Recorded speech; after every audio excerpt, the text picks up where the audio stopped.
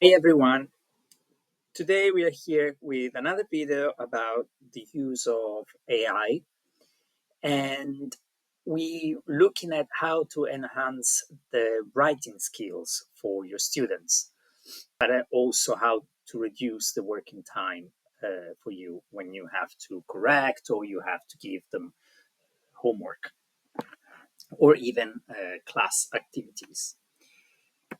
So just as a broader view, there is one limit, and is the fact that you won't be able to have perfect feedback. There will always be the need for you to reread what the AI produced, check if there's anything that has to be changed or has to be perfected, because sometimes, and I'll show you later on with some examples, the AI doesn't really get the the perfect sentence, or it, it takes the idea from a generic structure of the language, but maybe in that specific sentence, in that specific language, the position of the word might be slightly different, or things like that. So always reread. That it's a limit.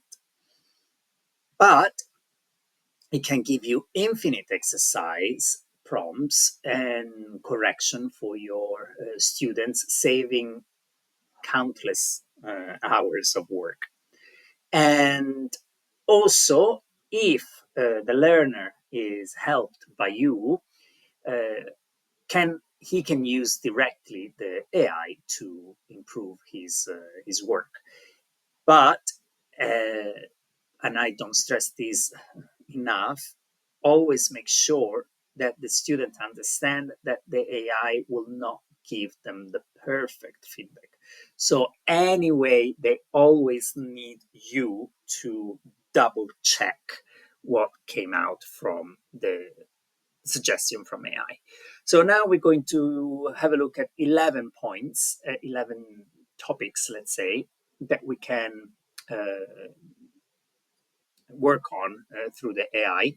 Some might be a little bit similar, but I still make them in different points because they work on a slightly different aspect of the writing skills.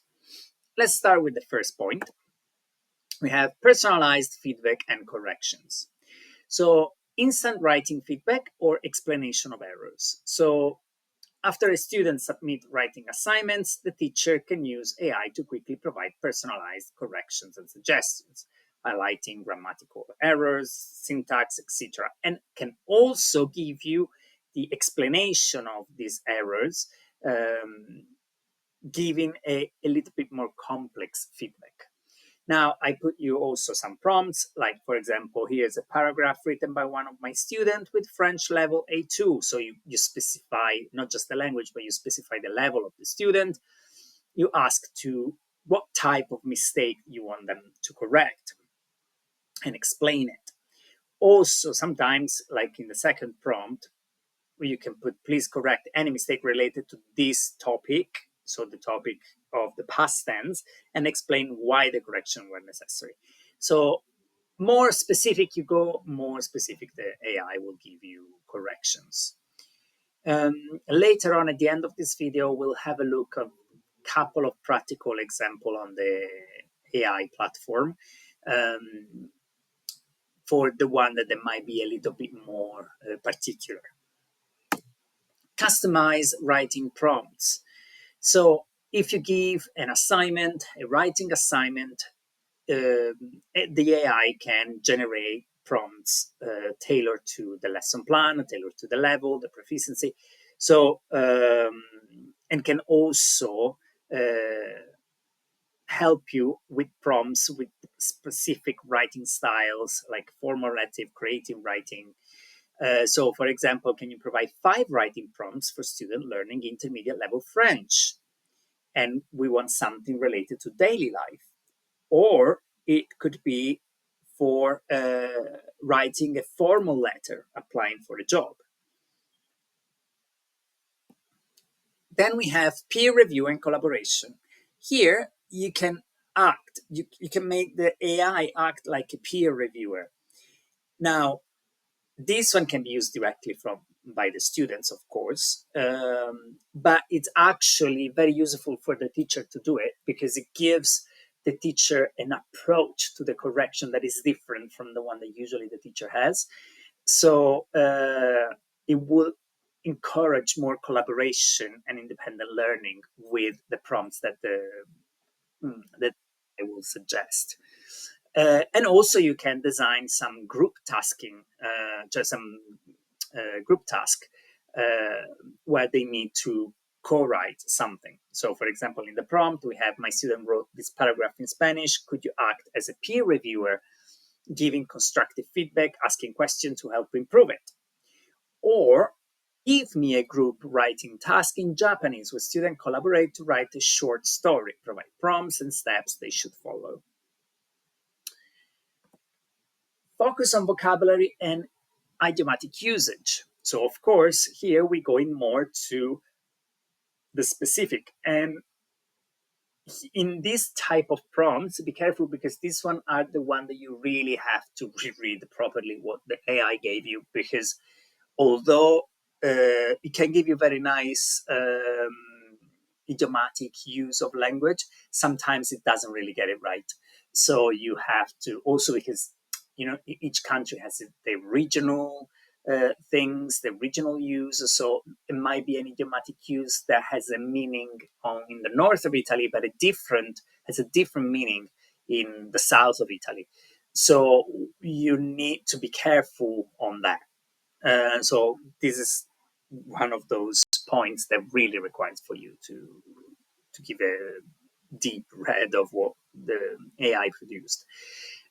So, for example, here we have vocabulary building exercises or synonym replacement. So create an exercise for students to use the following French words, or paragraph in English written by a student learning advanced English, but can you suggest advanced synonym common words in the text so you don't have to think about it yourself, but you can suggest to the student, you see, you wrote this one is good, but you see here you could have used this word, you could have used this idiomatic expression, or things like this.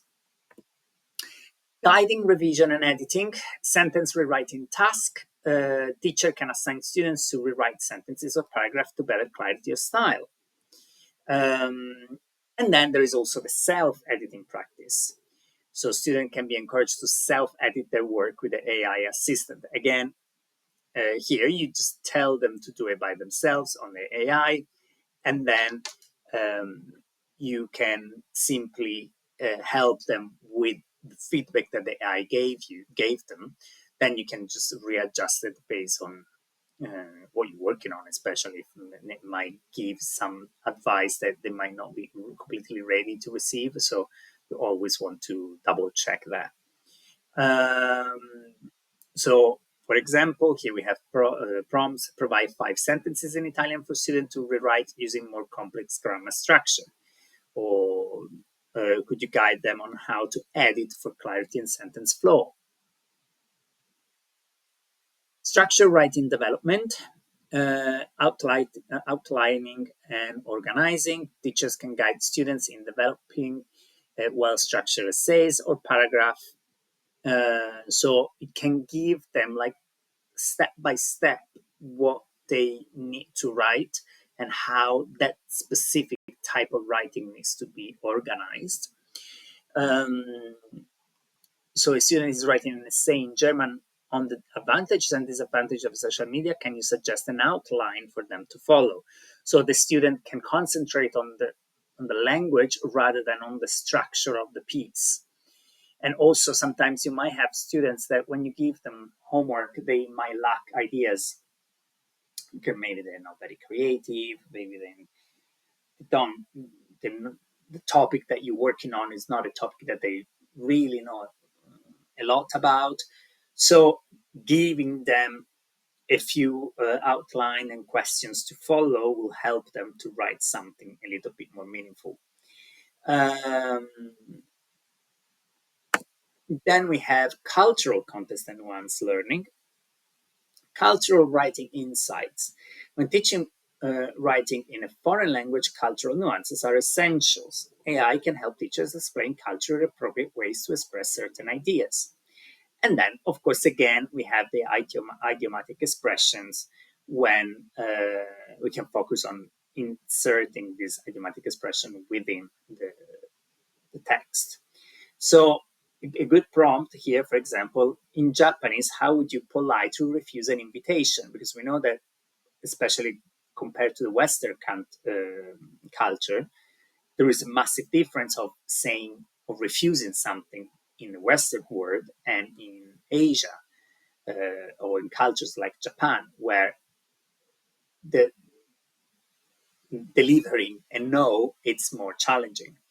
So here, it's very good to have an idea of all the nuances and have them explained. Of course, you explain them in class probably, but in this way, you can have something more structured and more specific for the task that they have, and saves time from you to having to rewrite it.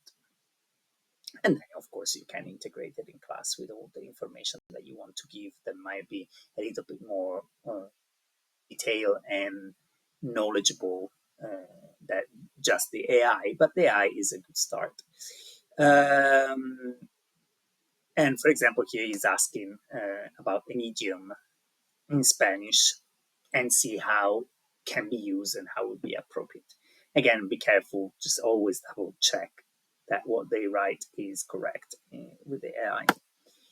Adaptive practice for different proficiency level. So in here, not just proficiency, but also, in class, especially in group classes, you might have different levels, but also different pace. So the students are maybe all actually A2 level, but you have students that are way faster understanding and producing, and other students that are much slower. So you want to have the possibility to give them different work to do, helping them in different ways. So, for example, a prompt could be, I have a mixed level class of students learning French. Can you create two versions of the same writing task, one for beginner and one for advanced students?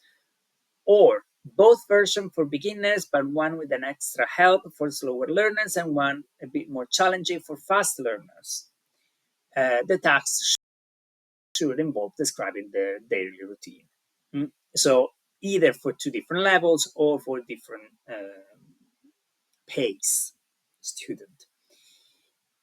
Now, translation and language comparison. Here we're going a little bit more particular because translation, its actual proper skill is not really just the writing skill, but you still can have a little bit of help in translation, generically speaking, not translation as a profession. So teacher can have students write sentences in both the native language and the foreign language, and the AI can then underline the differences between the structure of two sentences. And can also give feedback on the type of translation that has been done, if there is some idiomatic expression that have been translated literally and they shouldn't have, or similar things. Assessing writing style and tone. Again, here is very similar to something that I showed you before, but here we going literally on details for tone and style improvement. So for tone, AI can assess whether students are using the appropriate tone and formality level based on the type of writing assignment. So I can tell, okay, I ask them to write this, and this, with this topic, with this outline. This is what they produce. Please underline the part that are not, where the tone is not correct for the assignment I gave, or similar things for the style. So if it should be something descriptive rather than argumentative or narrative, if the style matches. And then you can ask how to improve that style for that piece. So what word they should have used, what construction they should have used. It's just things that you can see yourself, of course, when you read, but if you put it through the AI, this one is going to do part of the job for you. And then when you reread it, you just have to add some stuff, change a little bit, but most of the job will be done. Last but not least, interactive writing workshop. So you can create writing activities to do in class where they have to work together and maybe then structured in a way that they have to check each other work for accuracy. Or, for example, you could ask for daily prompt to give to the student. So for a week, they need to write something every day. And every day they have a different prompt with different suggestions. Now, now that we saw all of this, I would like to show you some actual example that I did on ChatGPT. Okay, so I already put in the prompt, so we will see all the answer that I got. Create a writing prompt for an advanced German student to write a formal letter applying for a job. As you can see, it gives me the situation, it gives me the task, what type of, what should include, requirements, the length, how long should be, some tips. So it gives me some phrase that I should use in the task. And so I can give this one, maybe changing a little bit, I can give this one to my students.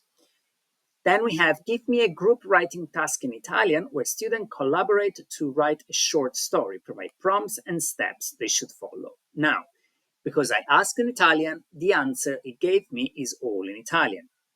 Then I asked the ChatGPT to rewrite it in English so you can also understand what he produced.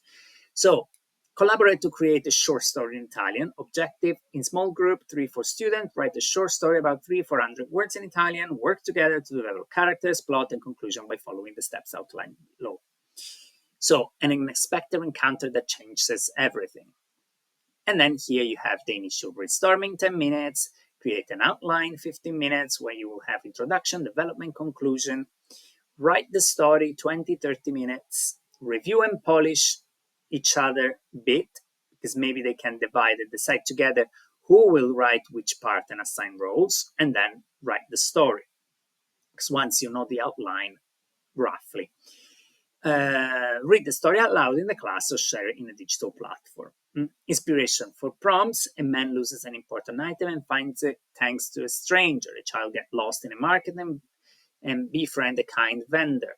So all these kind of inspiration that you can have, and then you can give it to the student. Now, here I have my student wrote this paragraph in Italian.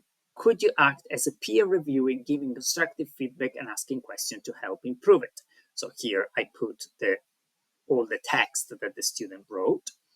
And here we have some strength of the text, but it could be improved. There is an article that hasn't been used. There is a verb agreement that was missed. Conjunction and connectors, a preposition that were not correct. And also is telling, for example, avoid repetition. So rather than use always the word molto, it's very, then you could use different words like immensa, impressionante. Then, of course, here again enters the teachers and say, okay, maybe impressionante is a little bit too much, referred to the CN Tower. So maybe I'm not going to suggest to use impressionante. But again, it's a good example. And then we have some questions for the students. So you don't have to stop to what you wrote. Why don't you go a little bit deeper and maybe talk about your favorite moment in the trip? what you enjoy in Montreal and what food you really liked. No, so it gives some extra questions to help them to make a little bit fuller the text. And then here it gives also an example of an alternative way to write the same text. Here I ask, create an exercise for students to use the following English words in sentence: latent, condone, and ancient. So in here, it gives me first a little brief understanding of the word that I'm asking them to use. And then it gives me some sentence where I can practice those. Now, here, of course, is pretty easy because it's just 3 words. So it gives me 3 sentences and maybe 3 sentences to use it, 1 sentence per each. But if I'm more detailed and say, can I have like 20 sentences and with these 10 words?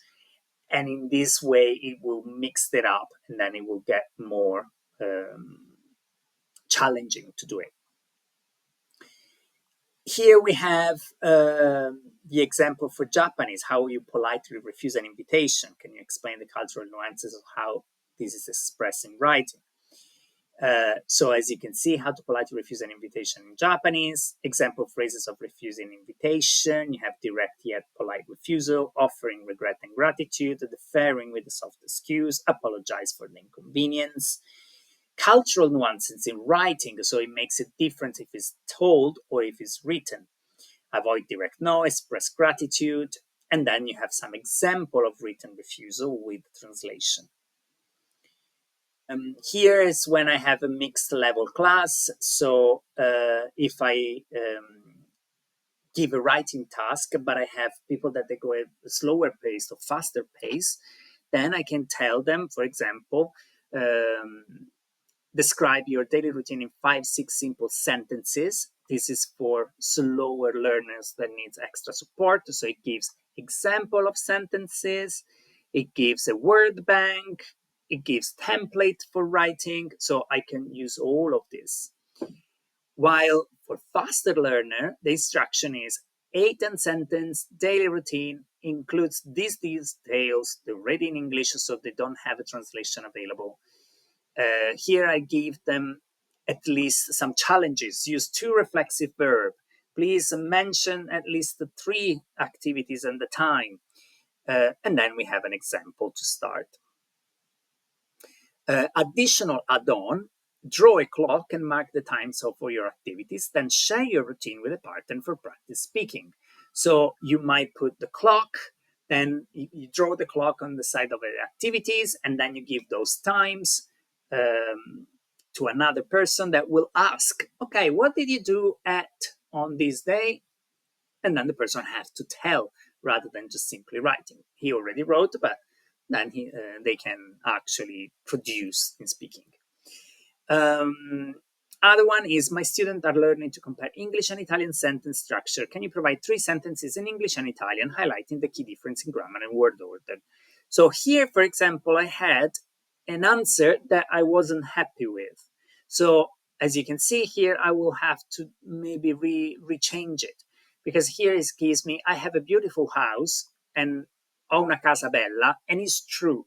Usually in Italian, the adjective goes after the noun. So the principle of this example is a good principle, but specifically in this sentence, we wouldn't say ho una casa bella, but we would say ho una bella casa in this specific case. So you need to be careful, because it might choose a wrong example, although the principle is correct. Even here, the use of subject pronouns, this is perfect, because it's true, we don't use subject pronouns in Italian. At least we don't need to. But here it says, she eats an apple every morning, mangia una mela ogni mattina. Maybe I wouldn't say ogni mattina, I would say tutte le mattine.